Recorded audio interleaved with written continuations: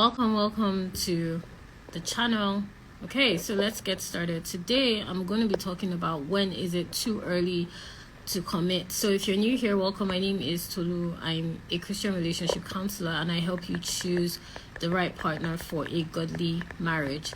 Now, make sure you tag your friends to join in the conversation. Make sure that you share this with anyone that you know will be interested in learning. What are the signs that I'm committing too early? What do I need to do differently about my dating process to make sure that I do not find myself emotionally attached prematurely? How can I properly make sure that my process is well regulated in a way that doesn't give me premature expectations or feelings that are not in alignment with the place I am with this person? So I want to make you guys aware of the fact that we are open in wife in waiting. If you're interested in, I've pinned the comment, if you're interested in learning what you need to do differently to start dating like a wife, what exactly your process needs to be to mirror the kind of marriage you desire, the different stages of marital manifestation. Yes, there are different stages. Marital manifestation happens gradually, and I break it down for my wife in waiting sisters. Once you get that free guide, I send you a series of emails to make sure you're practically able to apply the dating like a wife process immediately. So make sure you take advantage of these two options. You can apply for the wife in waiting program, which is a 12-month group coaching program where I walk you through the process of dating like a wife by using the pinned link. Okay, so as usual, if you have any questions at any point in time, because I'm about to start, make sure you drop it in the question box. Fantastic. So I wanted to talk to you guys about when is it too early to commit. So firstly, what does it mean to commit? Commitment, it basically refers to exclusivity. It refers to being in an intentional partnership with one other individual. In this context, remember, this is a Christian dating page. There are different other types of commitments. There's polyamory. There are all sorts of things out there. But in the Christian faith, you only commit to one person. It refers to being in a space where you are intentionally building with one person that you have both identified you want to go on this journey together. Now, the issue I see in Christian dating is there are a lot of premature expectations when it comes to commitment. There are a lot of misconceptions around what commitment should practically look like in the dating process for a saved woman. There are a lot of ideas out there about how intentional the guy is meant to be and when specifically he's supposed to know that you're his wife, he wants to spend the rest of his life with you, and so on and so forth. So we're going to be breaking all of those misconceptions down today because it has really confused the dating process for a lot of saved women. So it's important that you understand, firstly, exactly like I said, what commitment means. And being early just means that you are it means if you're here now, you're early. Like if you're at the start of this life, you're early. You're one of the first people to arrive at that position in terms of maybe some event. You're one of the first people to arrive. You arrived before the particular time in question. So early is all about timing. When they say someone is early, when they say someone is late, when they say somebody is on time, it's all in referral to timing. And if you guys are not following me on Clubhouse, make sure that you do. I did a teaching there a couple of days ago about why your husband will be who you did not expect. So I would advise you to go and listen to the replay of that training because I broke down timing in relation to your own spiritual process. But when it comes to dating, you are early when you arrive at a particular point before you are ready to be in that place. So for instance, it could be you step into marriage too early. In other words, you've already committed to be that person's life partner without having enough information about them, without particularly knowing what kind of marriage you want, what their expectations are of a partner, how both of you function together as a couple. Then you will be described as arriving at a point of marital commitment early. You could arrive early in terms of exclusivity in a number of ways, which we're going to break down. The first way being you don't have a clue what you desire when it comes to exclusivity. So you start having expectations from this person that have been imposed on you, ideas that your parents, your pastors, your preachers, the public have given you about what exclusivity looks like.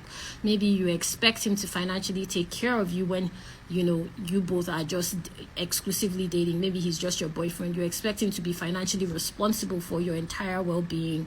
You expect him to always be available to you 24/7, regardless of whatever responsibility he has at that particular point in time. You have certain expectations that mirror your emotional desires. Maybe you want him to constantly, have pet names for you.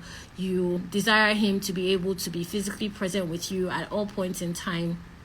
You have certain expectations that have been imposed on you that are in no way substantial. They are just surface level. You are okay if he calls you babe. You're fine if he calls you, if he calls you 24/7. You're fine if he's financially providing for you. You assume that that's what exclusivity should look like, and you assume because he's doing these things that both of you are in an exclusive partnership, even if he may not have actually said so. He may never have asked you to be his girlfriend. He may never have even brought up the conversation, but because he's financially providing for you, he has pet names for you, because he's always available to you and is taking you to all these places, you assume that you're exclusive.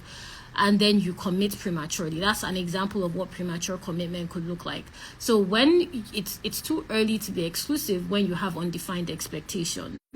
You have undefined expectations, not only in the sense of not being able to properly articulate what exclusivity looks like to you personally, but also taking on the persona of what the public assumes that exclusivity should look like. Given these examples I've just said, because he's calling you pet names, he's paying all your bills, he's taking you everywhere, you commit. You may not have committed in terms of being his girlfriend, but you take on that role because that is what you assume is expected of you at that point in time. That's an example of being too early to be exclusive, because there are undefined expectations there based on the fact that you are not able to clearly define what exclusivity is for you, and you're assuming based on his actions that you are already exclusive. Another example of when it's too early to be exclusive, apart from undefined expectations, is when you really don't have any communication in the relationship around exactly what you should be doing at each stage. So what I mean by that is, before you even step into the roles of being boyfriends and girlfriends, you don't understand what exactly is going to be different about that level of commitment. Is there going to be any more access to this person? Is there going to be any increase in availability? Is there going to be any change in how both of you make time to spend together? Is there going to be any intentionality around the conversations you're having when it comes to future expectations? Are you both on the same page? In fact, when it comes to future expectations, have you both expressed very clearly to each other what exactly it is that you desire from one another when it comes to a partnership? That's another example when it's too early to be exclusive. If you notice, I've not said anything like when you've been talking for 5 months, when you've been talking for 3 months, when you've been talking for 2 years, because I personally don't believe that timelines should be ascribed to your dating process. I believe that you're following a spiritual timeline, like I like to call it. I believe that you are following a pattern that God has given you, and you are just living out that template. That's what I teach my wife in waiting sisters. That's what I show my dating to marry clients how to do. Because somebody's 2 years can be another person's 2 months and 2 weeks. I literally know couples that have gotten married in what other people would describe as very fast time frames, and they are still married. And some other couples that have taken their time, because that is their own process. That's their own pattern. So if you don't have defined expectations, you both haven't clearly expressed to each other and communicated what exactly it is you desire from each other and how partnership is going to play out in your relationship, then there's no point talking about we've been talking for 2 years and he hasn't proposed. We've been in a relationship for 5 months and he hasn't asked me to marry him. That's not the point. The point is the relationship is not substantial. It has no form. It has no direction. It has no focus. So until and unless you start doing these things, you're going to constantly find yourself in a cycle of disappointment, confusion, lack of clarity when it comes to exactly what your expectations should be at each point of getting to know this person. And it's not because you are dating John. You will have the same issue if you're dating Tammy, if you're dating Tayo, if you're talking to Tom. It's not about the person. It's about your process. Your process needs to adjust, and that's why we're intentional with Wife in Waiting Sisters on putting them through the 5 stages of marital manifestation, so it's easy for them to understand how to have different expectations at each stage at the right time. Okay, so like I said, you have undefined expectations, then you're definitely too early. Even if you've been talking to that person for 5 months, if your expectations are undefined, you are too early to be talking about commitment. If you haven't clearly communicated with this person in a very intentional manner what exactly you desire from a relationship, and I'm not talking about being interrogative, being intimidating, being, infiltrating their personal space. I'm just talking about being intentional. There's a difference, because I don't want you to assume that you're going to start a very interrogative line of questioning, asking him A, B, and C and whatever else all at once. That's not going to get you necessarily the right answers. You just need to be intentional about your process of getting to know this person, being intentional about how they are responding to your questions, what exactly it is they're saying, how both of you are in alignment with your goals. That's why in dating to marry, more specifically, we give our clients a marital template. With that marital template, they're able to clearly know exactly what line of questioning and how they should be paying attention to their own dating process, so they don't have premature commitments. You're not dating somebody you can't marry. You're not talking to somebody that is just going to be a colossal waste of time because both of you are not on the same page, not because they're talking to you for 5 months. So it's important that you understand what communication looks like for you, what exclusivity looks like for you, what commitment means to you. If you don't know what commitment looks like to you, you're always going to be too early to commit, because you are the start and the end of that cycle. So what I mean by that is, if you don't have a baseline to start with, then it's definitely not going to end in a very defined manner. It's not going to end in a very focused manner. So if you're not clear about what your expectations are from a partner, how you want your marital process to look like. What I mean by that is how you want to be able to meet, how you want to be able to interact with the opposite sex, how you want to be supported in a relationship, how you want the relationship to naturally evolve. If you're not clear on these things, it's going to be difficult for you to be able to articulate to a potential partner what your expectations are, and more importantly, to be able to identify and discern through your dating process how to be able to recognize that person.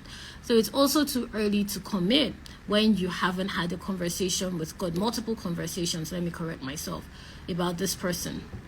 So I always tell my wife in waiting sisters, in fact, we have prayer sessions, and if you've attended our wife in waiting prayer conventions, we don't pray the way others pray. Our prayers are very specific, they're very sharpened, and they're very targeted.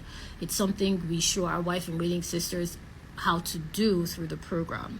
So the reason for that is, in as much as I believe you should be practical as a saved woman, you should also be prayerful. I mean, you're saved, so that's part of your calling.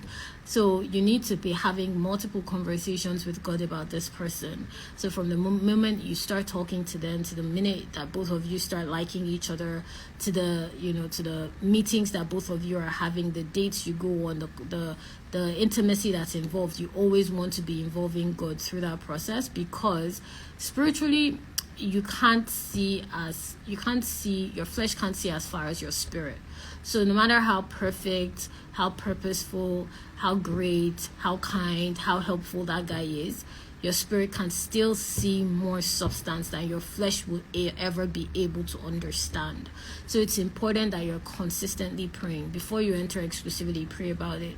Before you go on dates with that person, pray about it. In the process of getting to know that person, pray about it. It's very good to be intentional, because what this does is it teaches your flesh how to pay attention to your spirit. Because the more you start involving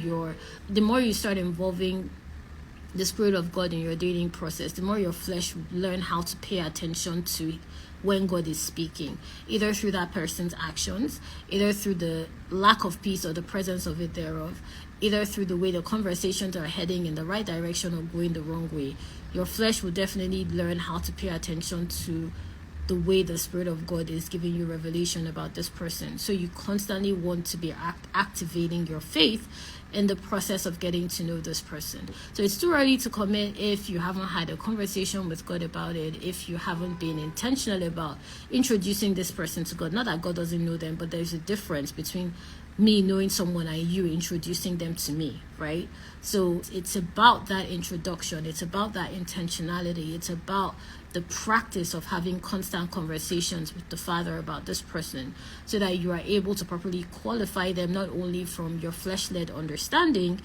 Even your flesh has an understanding of your spirit, but it's not the same way as when the Spirit of God gives you revelation through your flesh, right? So it's important that you're having those conversations, and we break this down for sisters. It's literally the first stage of the Wife in Waiting program. But when you start doing that, it will be clear to you that, okay, spiritually, I'm either on time with this person or I need to back away. Spiritually, I have the go ahead to move forward, or I have the go ahead to move aside. And spiritually, I have the go ahead to be patient and wait, or I have the go ahead to, take it one step at a time. That's very important. That confirmation, that conviction, that clarification is very, very important for you to be able to know whether or not this is somebody that you should intentionally be moving forward with. Now, another point that I want to make about commitment is there has to be conversations around this. It's not about, women are constantly in a position, at least the majority of women, from the work I do, that's what I've seen. Majority of women are always in the position of thinking that they have to wait to be chosen, and they are not doing the choosing. So I constantly get questions, conversations around, when is he going to ask me to be his girlfriend? When is he going to ask me to marry him? When is he going to ask me to be his fiance? When are we going to get engaged? Sis, if you want to have that conversation, you don't need to wait for him to have it with you. You can have it with him. So it's important that you understand it's too early to commit if you are not ready to be actively involved in the commitment process. So what I mean by that is, if you're not ready to have conversations around exclusivity, you're not ready if you're just waiting.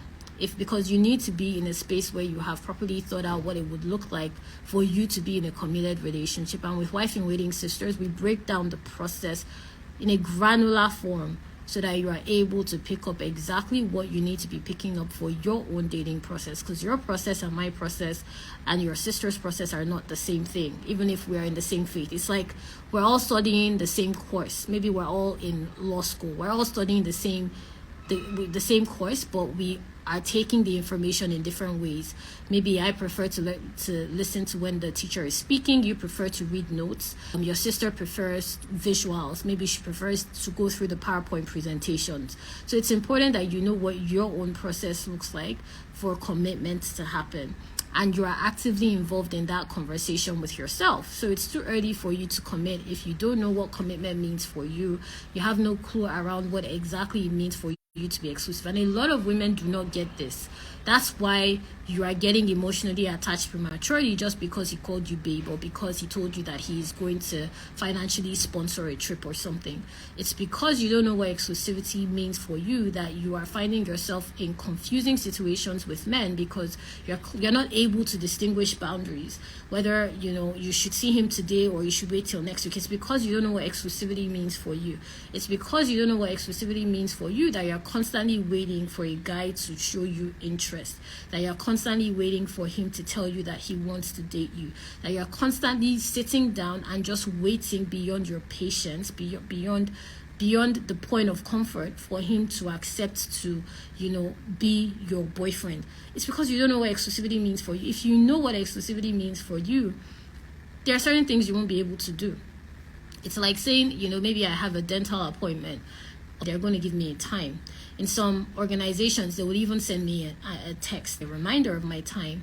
In some cases, they may even tell me arrive 15 minutes before your appointment. Now, if I don't come at that appointed time, I'm literally at the mercy of that organization in terms of, are they able to still accommodate me in their schedule for the day, or would they have to reschedule me for another completely different time? Would I have to see another doctor?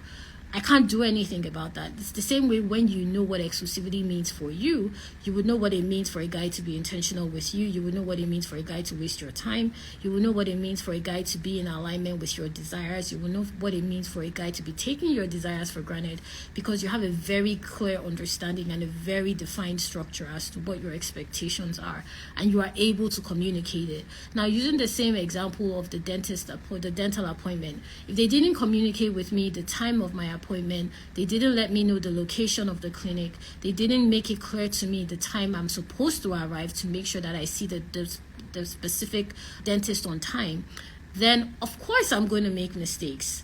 I may get lost on my way to the clinic. I may not particularly know the right time to arrive. I may not have had a clue that I was supposed to arrive a couple of minutes before the actual appointment. I wouldn't know the dentist to ask for.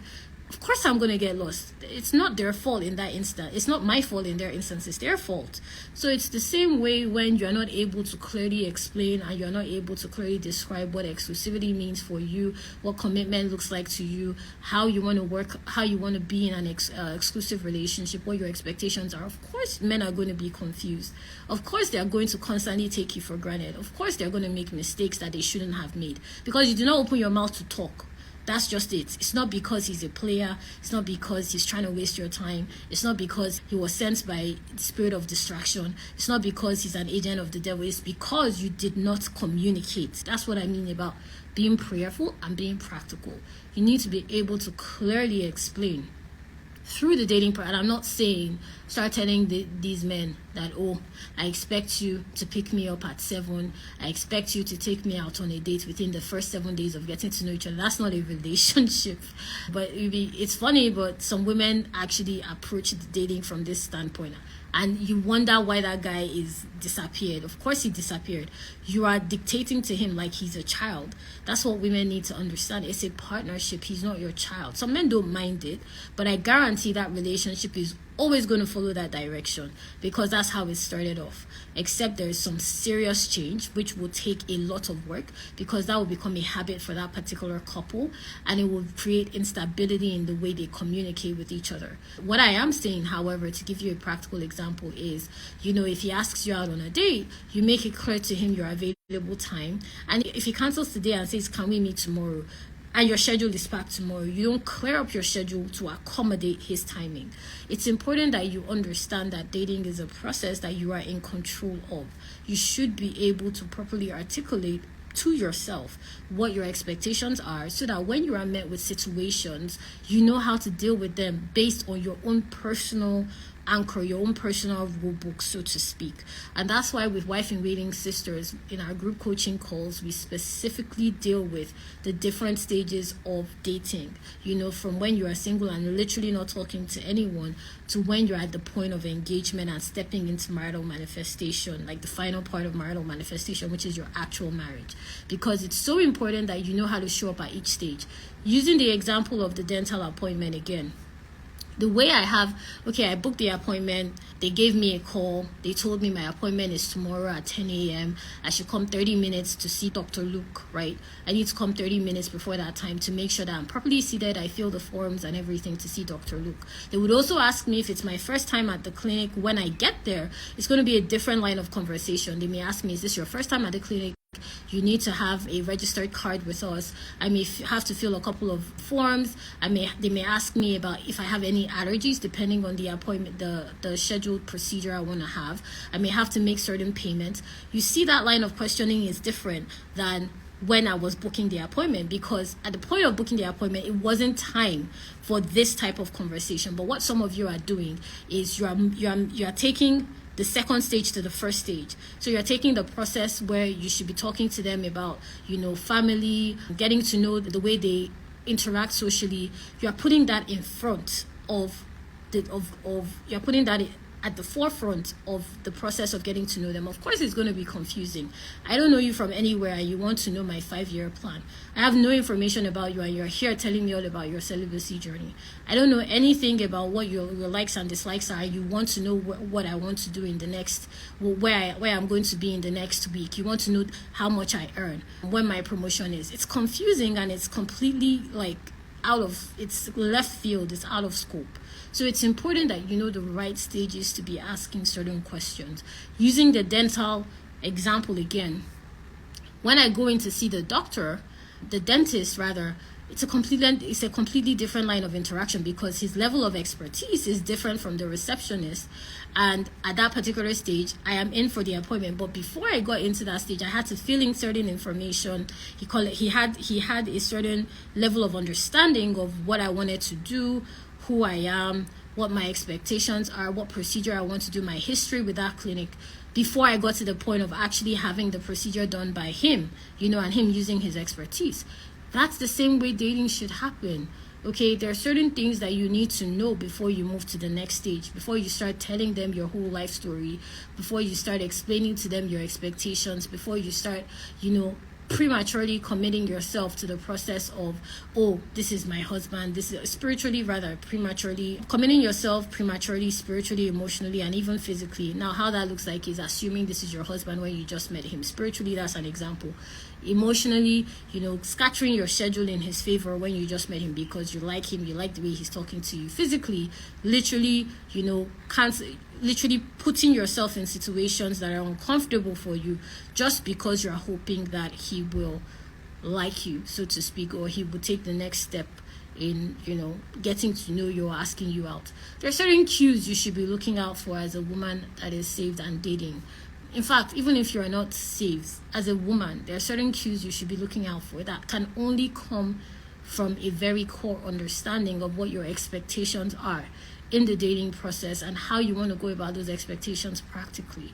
If not, you're going to keep hitting roadblocks. You're going to keep dating men the wrong way. Dating men the wrong way is different from dating the wrong men. So you may think you're dating the wrong men, but you're just dating men the wrong way. Okay? It's like saying, I'm trying to what example? I like using practical examples for you guys. I'm trying to go to court, right? I'm trying to get a lawyer, but I'm going to the dental clinic. Of course, I'm not going to get a lawyer in the dental clinic. I'm in the wrong place. The dentist has no information about legal procedures, processes, the right court for me to file my claim, the time frame, if my claim is statute barred. He has no information about that kind of stuff because it's not his practice. It's the same way. So in that instance, it's not his fault, it's my fault for going to the wrong place. So that's what I mean by dating the wrong way and assuming you're dating the wrong man. You're not dating the wrong man, you're just dating the wrong way. Okay, you're going about your process all wrong. You're having the wrong conversations at the wrong time. You're qualifying men the wrong way.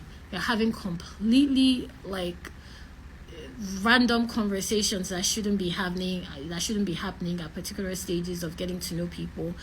That's when it's too early to commit. Okay, that's what it looks like. And that's why immediately you come into Wife in Waiting, you will get a documented guide on exactly what our expectations are from you and how you should be approaching the program to make the most of it. We keep you accountable and you are exposed immediately to your sisters and to our process of helping you understand the 5 stages of marital manifestation. Because I understand that the way women date, it starts from the mind. Your mindset needs to be fine-tuned, so to speak. And that's part of the reason why you're finding it difficult to understand what commitment looks like and how early is too early. So it's important you get this, because if not, you're going to start making mistakes when it comes to the way you perceive your particular stage in dating. You're going to start assuming that, oh, maybe I'm not talking to the right men. Meanwhile, it's not that you're not talking to the right men, it's that you're talking to men the wrong way. You're going to start assuming that maybe it's not my time to settle down. It's not that it's not your time to settle down, it's that you're not going about the process of settling down the right way. Because let's face the truth, right? As a saved woman, your dating process is not the same as a woman that is not of the faith. There are immediately guidelines that were given in scripture. As soon as you become of God, even before you even open your Bible, your spirit has been set apart, like you are separated. You will start to feel it in terms of the way you have conversations, what you feel comfortable doing. You will start to see it in the way you perceive your environment, the way you are able to engage with people around you. Immediately there is a separation.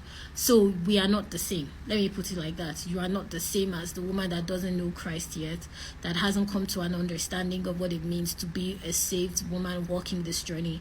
You are immediately different. So that means everything around you is going to be different. It's just about you being aware of the process and how it should look like practically. And what we do with you in Wife in Waiting is show you what this looks like in the dating aspect of your saved journey. Because let's face it, if you dated before you were saved and after you're saved, it's different. Okay? It's not the same. Even if you want to do the same things, your mindset is in a completely different space. The Holy Spirit is in your ear. You can hear very clearly, even if I get questions all the time about very clearly scripturally backed guidelines. Can I date somebody that doesn't know God? Can I be with somebody that doesn't have a relationship with God, and so on and so forth? That's just an example. Can I be with somebody that wants to be active sexually, and so on and so forth? Me, I never tell you what to do. I always tell you how to do it. So what I mean by that is, even when you come into my programs, I'm a strong believer. I'm not trying to create codependent relationships with my clients. I'm trying to make sure they're independent in their understanding of how to walk out the faith. They're independent in the way that they come to certain conclusions about their dating lifestyle and choices. They're independent and they're grounded in their understanding of how they have a relationship with God and how they're practically able to live out that relationship with Him in their relationship with men.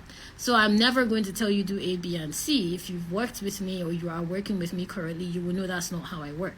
So how much more would I now tell you that this is what you need to do? No, I just show you how to do it, and that's part of what we do through our live training. That's the only way I'll be able to answer it, because there are just a lot of scrolls going on the main page. But point I'm trying to make is, you need to understand your process is specific to you. It's specific to your journey, it's specific to your calling, it's specific to the way God has created you and has put you out there. And that's why it's important for you to start walking out your own truth. Stop relying on what the vision that your prophets saw. Not that they're wrong. I literally have a live that I did about pastors, prophets, and parents, I think.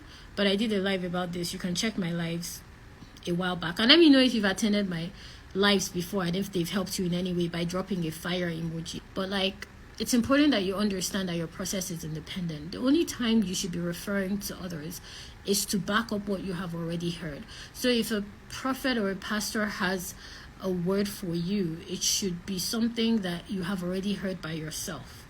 If it contradicts what you've heard and it's not in alignment with what the Spirit of God has said to you, then clearly there's something off and it's not coming from God. Okay, because God is always right. There's something off. And I always say, whoever you have an intimate relationship with, it's like my closest friend. They say my closest friend is Jane. And Jane wants to talk to me. And she goes to talk to my colleague Tom to tell me something. You're going to be offended nearly by that, because you and Jane talk all the time. You and Jane are like the closest friends. She understands your mannerisms. You've known each other for years. It's the same way with God. Why would He go and tell a stranger about you when you're in constant communion with Him? He wouldn't do that. So it's important. The only way that, okay, maybe Jane mentioned something to me. Maybe Jane says, okay, you know what, Tolu, you really need to work on your attitude. And she mentions that to me. And I'm like, okay, fine. How do I go about this? Tom may Tom, for whatever reason, there might have been a scenario where Tom heard, or she may have been covering up for me with Tom. Okay, so maybe, for example, we're all colleagues in the office and I snapped at Tom and Tom gets offended. And Jane says, Tolu has an attitude problem. She's working on it.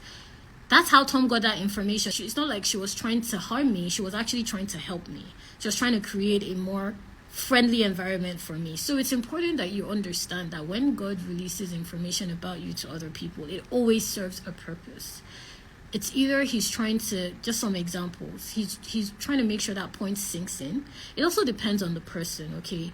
That's a whole other teaching, but I'll just summarize it by saying He will tell you first. You should definitely be in the know. You should definitely have an understanding. And when that person is saying specific things, there's a level of specificity that God will release to them about you that will make you know that it is God that is talking to them, is talking through them to you. Because He wants to make sure that you are able to see His presence. There are certain things that somebody would tell me, my close friend Jane said, I would say, no, Jane didn't say that, because I know Jane. I know how Jane acts. I know who Jane is. I know how Jane operates. I know her personality. So if you tell me Jane did something, I'm like, well, that doesn't sound like Jane, because I know her. It's the same way when Scripture, in fact, thank you, Holy Spirit, just give me a word. It's like, my sheep know my voice. So a stranger's voice they will not follow. So you should be able to recognize His voice. You should be able to say, no, that doesn't sound like my father. He did not say that. You should have that conviction about it.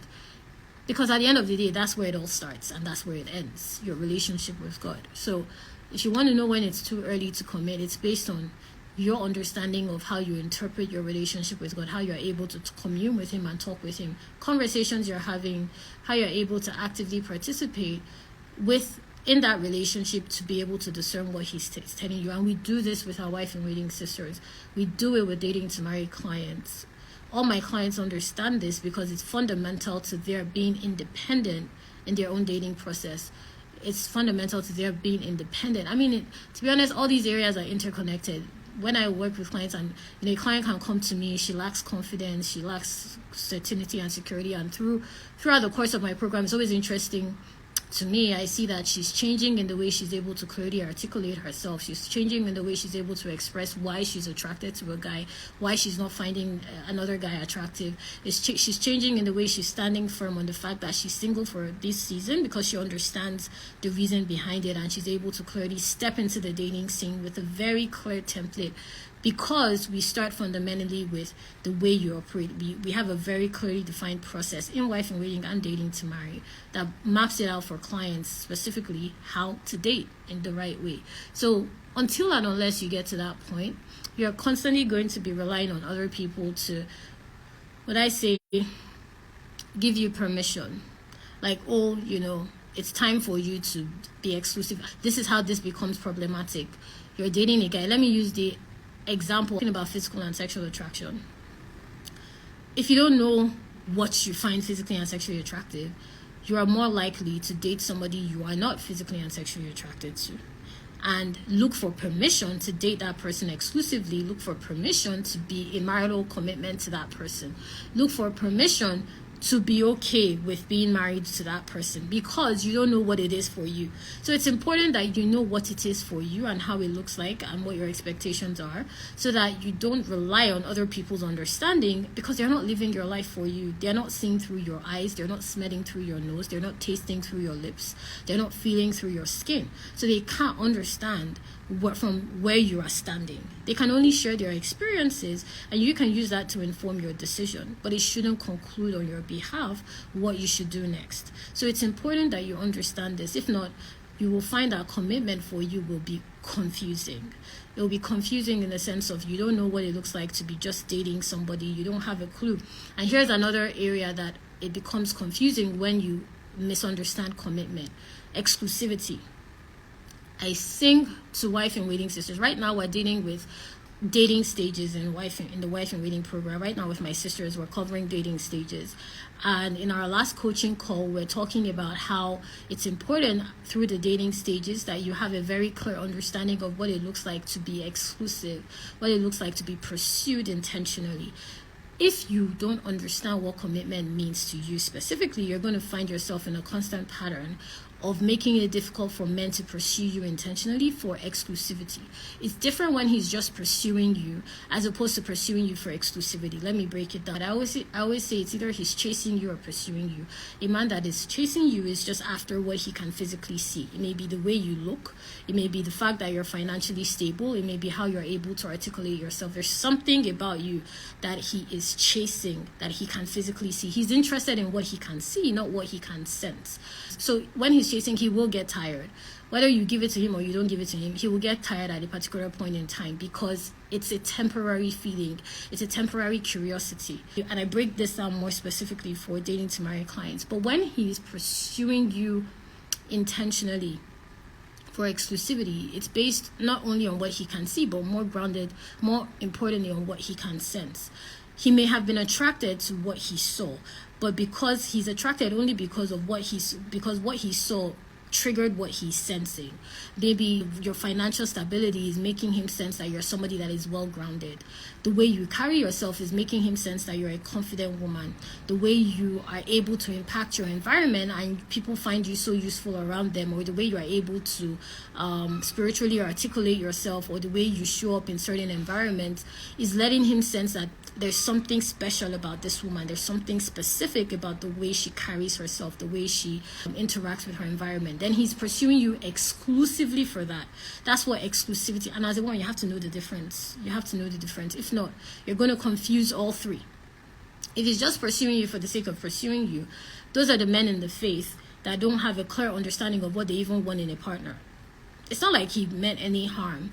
It's just that he didn't understand at that particular point of meeting you how you fit into his life as his helpmeet, how you fit into what his desires are. It's not like, I don't know why we assume that, because he's a godly man he can't ghost, because he's a godly man he can't lie. No, that's an idealistic idea of what a godly man is. That's not a real idea. That's not a practical idea. I like to keep things real.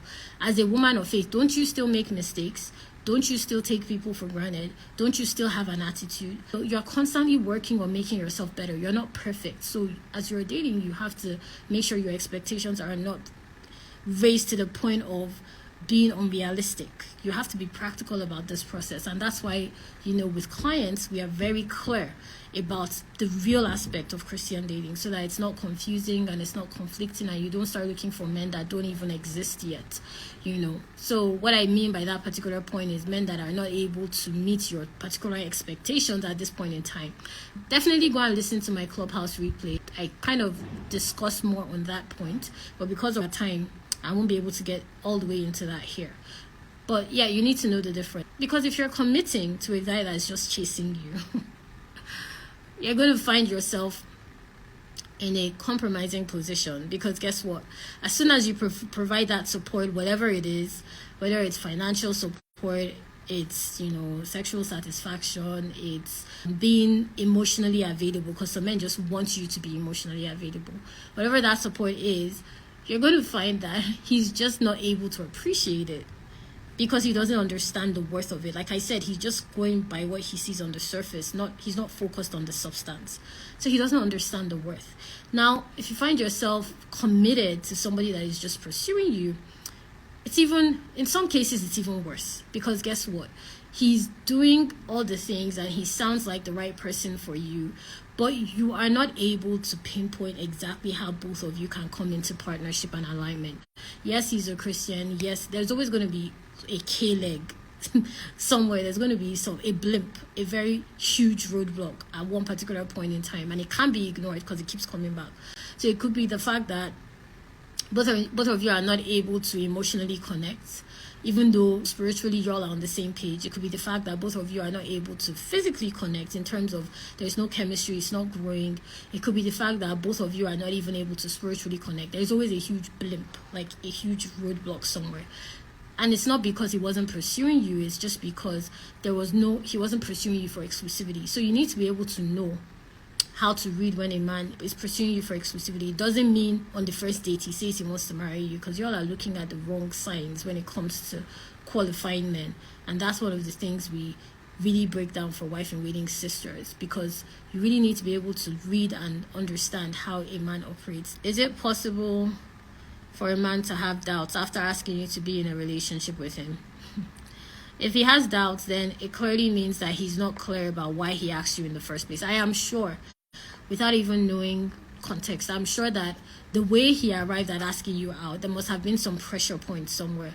It's either there was like an ultimatum on your end, or he wanted you to stay after he did something wrong, or he was having there was a trigger somewhere that made him want to commit to you at that point in time, because that's the only way he should be having doubts about it. So there's some certain conversations that would have triggered him, or pushed him rather, to asking you out, which is why I am not a fan of women forcing men to ask them out, giving ultimatums. I just show you how to read the situation. And when you learn how to read the situation, you learn to show up like a woman that is desirable. Part of the reason women are struggling with understanding what commitment should look like is because they don't fully understand why they should be committed to. You don't value yourself enough to understand why commitment should not be an option for you. If you understood your value, this conversation will be happening. It's like a Chanel bag. You all know I like using Chanel as an example. It's like a Chanel bag. It's like Chanel just says, you know what, we're giving all our bags for free. Of course, there's going to be a reason behind that. Before you even understand what that's about, it will take you a second, because there's a certain value ascribed to the brand. There's a certain value ascribed to that particular product. And there's a certain value ascribed to having that product, that product in your possession. So it's going to take you a second to be like, what's the condition? What are the terms and conditions here? Because you know the value ascribed to the brand. So if you as a person don't know why you should be committed to, why you're that valuable, why your time is worth that much, you will always find it difficult to understand when a man wants to commit to you and why.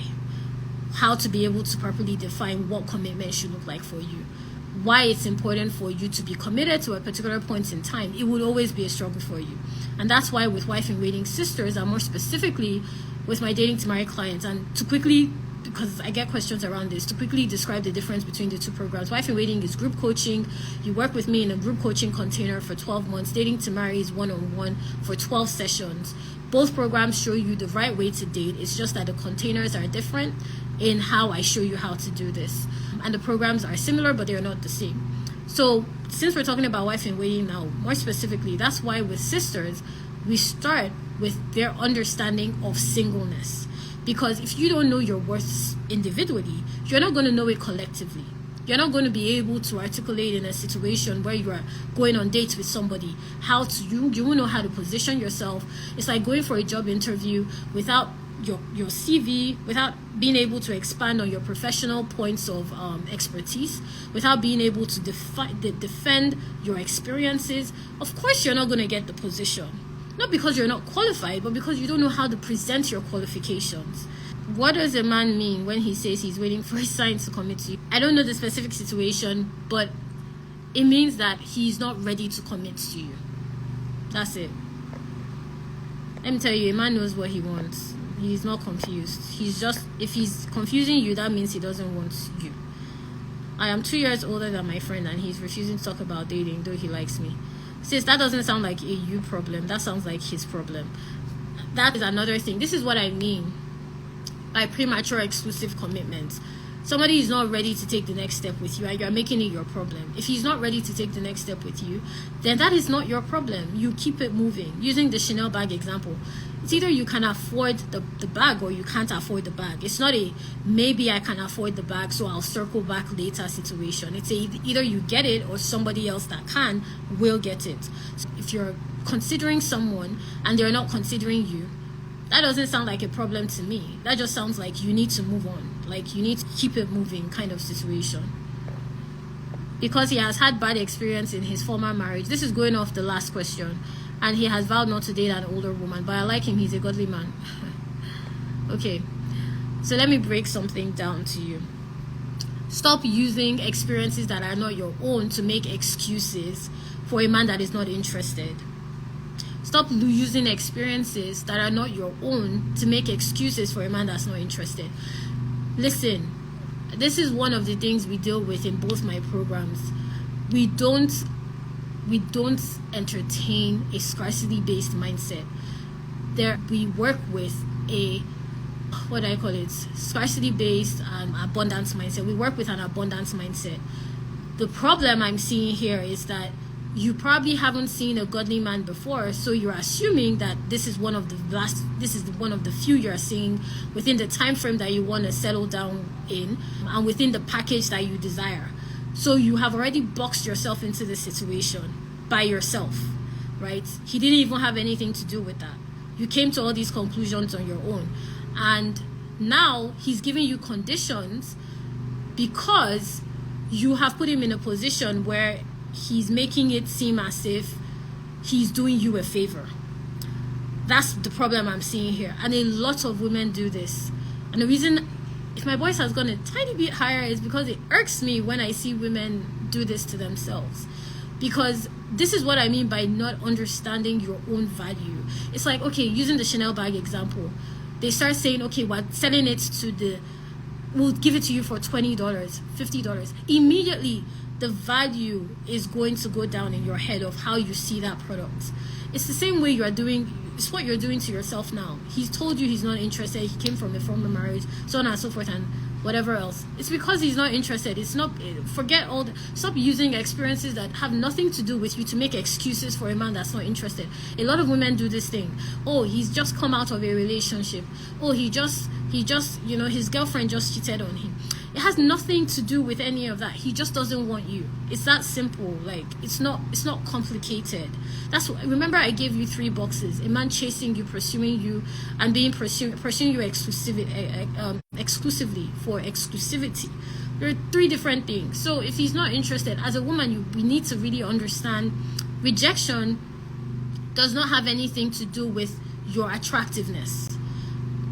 As much as I talk about Chanel, somebody else's preference may be Dior. Somebody else's preference may be Fendi. They may not even like Chanel. It doesn't mean there's anything wrong with Chanel. It just means that it's not their preference. So it's important that you understand that, okay? Is it wrong to feel the need to meet the ex-wife of the man you're dating now? Reason being, you want to find out her own side of the story. Sis, if you want to do what you want to do, do it. I'm not going to tell you what kind. This is what I mean by permission. I don't give people permission. Do what you want to do. If you want to meet her, go ahead. What do you think about a guy who asked a girl he got pregnant to keep the child, but he's not talking to her about marriage? He just says he wants her to keep their baby. Sis, in that situation, do what you feel is right for you. Do not make a final decision based on another person's opinion. It's really up to you to decide. We all know where scripture stands when it comes to abortion. And I'm only saying that because scripture, I don't want to get into the scriptural aspect of things. But what I would advise you to do is just really make up your own mind and do what is best for you. He's not marrying you. He's not in the picture. It's that simple. So it's up to you. Boop, boop, boop.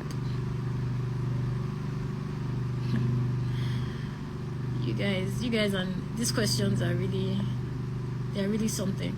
He doesn't know how to help you become a better person. Okay, so what are you doing with him?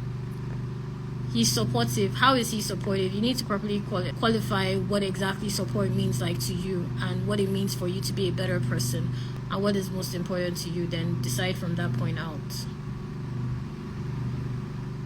How do I know if I'm at the single stage, God is keeping me, or I'm not? Right? Okay, or I'm not positioning myself well. Well, it's pretty simple. When you see, the single stage has different levels to it.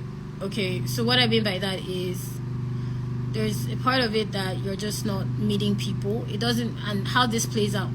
Okay, let me use the example of jobs. I like using professional examples. So let's say, for example, it's like saying, how do I know I'm not getting a job?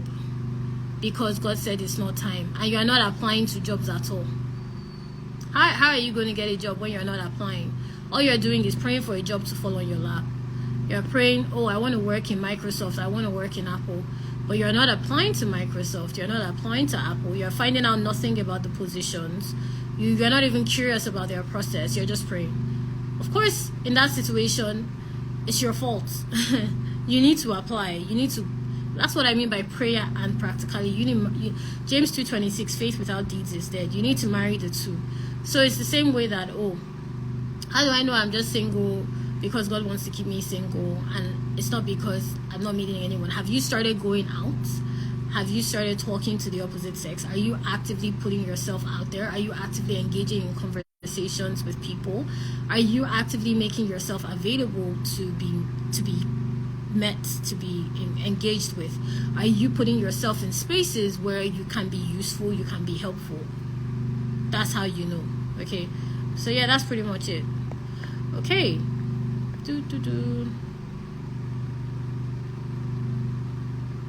right, so I'm answering one final question. What is your take about Ruth and Boaz? Another person will tell you to position yourself for a man. There's nothing wrong with positioning yourself for a man. There's nothing wrong with... That's why there are so many examples in scripture. Women do it in so many different ways. There's Abigail's way, there's Esther's way, there's Ruth's way, there's Rebecca's way. There's so many examples because there's no one particular way. That's what Christians need to understand about dating. We all look for one way, and that's not how God works. God is like, he's complete. He would always work outside the box you put him inside to show you that he is not that predictable. Okay, he's the same, and yet he's not the same in the way you experience him. right? So it's important that you understand that in your dating process. What we show our sisters how to do right now, we're in dating stages. We dealt with the single stage, we finished that, and if you join the Wife in Waiting program, you'll have access to our members area, which is filled, it's brimming with resources and a very clear guide on how to date the right way for you specifically. But what we're doing now in our live coaching calls is we're dealing with dating stages, and one of the things that I'm sharing with my sisters on through these stages, which we are actively doing right now, and if you're a Wife in Waiting sister, this is coming up in our coaching calls. What I'm actively sharing with them on is how to position themselves in a way that is in alignment with their own process. Okay, let me give you an example. If you're traveling to the UK or you're going to America from Nigeria, either way you're going to get on a plane. Okay, it's just that our destinations are different. The airlines we take are different. Where we're going to sit on those airlines are different, but we're going to 2 different destinations. Okay, but both of us are getting on planes. That's the thing we need to understand about Christian dating. You are dating, but your process is different. The path you're going to follow is different. The person that you're going to commit to is different. The way you're going to commit to that person is specific to your journey. But you have to have your itinerary that they give you for your flight. Okay, using that example, you're going to have to know your itinerary for that particular flight so that you know what time your flight is, what time checking is, what time to get to the airport, and all of that, and the airline and all of that stuff. You need to know all those things, right? It's the same way for dating. Your own process is specific to you. You need to know your itinerary. That's why in Dating to Marry we call it a marital template. It's literally each client's itinerary. This is what your itinerary is supposed to look like for you specifically. This is what your flight looks like to your marital journey. This is what your breakdown looks like. This is what your dating process looks like. This is what the person you're going to marry looks like. This is what your path looks like. We break it all down for Dating to Marry clients. In the Wife in Waiting program, we break it down for them in stages. This is how the different stages of marital manifestation is going to look like. And one of the practical ways I do this for clients is action points. We have action tasks. You cannot go through any of my sessions without tasks to accompany you to practically. So I don't just teach, I make sure you implement so that it becomes second nature to you. It's how we've helped our sisters step into the right marriages. That's my emphasis on right. It's how we've helped our clients to make sure that they're dating in a way that is in alignment with their marital manifestations and marry the right persons. It's how we've been able to walk clients through that process through Dating to Marry and Wife in Waiting. So you need to know your itinerary. Your itinerary may mirror Ruth, it may mirror Esther, it may mirror Rebecca, it may not even mirror any of them but the point is you're all Christians and you're all getting on that plane. It's just that your journey is specific to you. Okay, so that's my advice on that. Someone can get married without sexual attraction for that person. I don't advise it. It's not, no, in fact, it's a no. That's one thing I will tell you, do not do. No, I don't even advise entering engagement without confirming that. I don't even advise any form of exclusive commitment without having real clear clarification around that. And it's one of the things that we break down with clients to be able to understand what their own dating process should look like. In Wife in Waiting, we broke it down in stages of attraction, but I can tell you, even with Dating to Marry clients, we did the same thing, but I can tell you categorically it is not a good idea. Okay? Now I have a question here about flirting. Go and watch, I did a live on it, go and watch it. And if you're not subscribed to my YouTube channel, I have a YouTube video coming up on flirting, being saved, sexy and sensual. I have 2 videos coming up on that, so make sure you subscribe to my YouTube channel. It's Tolu Falode. Okay, fantastic. So it was nice talking to you guys. Like I said, if you want to work with me through Wife in Waiting and really understand the stages of marital manifestation, how it personally applies to you, what your own process is meant to look like to date like a wife. Our program is for 12 months in the Wife in Waiting Sisterhood, and that's because we want to ensure that you are fully integrated into how your process for dating should look like. You are exposed to our curriculum, you are exposed to our tasks. We call them action tasks that break down a template for you to be able to practically implement our sessions, and you are also given notes to make sure that you are practically able to apply key takeaways from each Wife in Waiting session. So if you're interested in that process, you want to get into it, you're ready to take the next step in terms of working with me, then either send me a DM saying WIW and I'll send you the application for Wife in Waiting, or you can click the link in my bio and second tab to apply. Okay, so I'm glad this was helpful to you guys. So make sure you share it with a friend if you found this live helpful. Fantastic. Okay, I will see you.